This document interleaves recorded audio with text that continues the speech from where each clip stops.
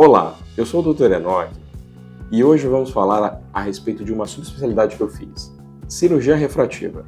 Você já ouviu falar daquela cirurgia que você faz para parar de usar óculos? Ela se chama cirurgia refrativa e ela traz uma liberdade enorme para as pessoas. Pessoas que gostam de praticar esportes, pessoas que gostam de sair, pessoas que gostam de aproveitar o seu fim de semana.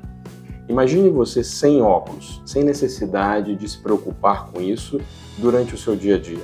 Imagine jogando futebol, imagine você numa balada, sem ter que se preocupar em estar com lente de contato no olho ou com os óculos. Você já pensou a respeito da cirurgia refrativa? Ela é uma ótima opção para pessoas que querem praticar esportes, ter sua vida de lazer, seu fim de semana, happy hour, sem ter que se preocupar em levar nada consigo. Eu estou à disposição para tirar todas as suas dúvidas e te orientar no que for necessário para que você tenha a melhor qualidade visual.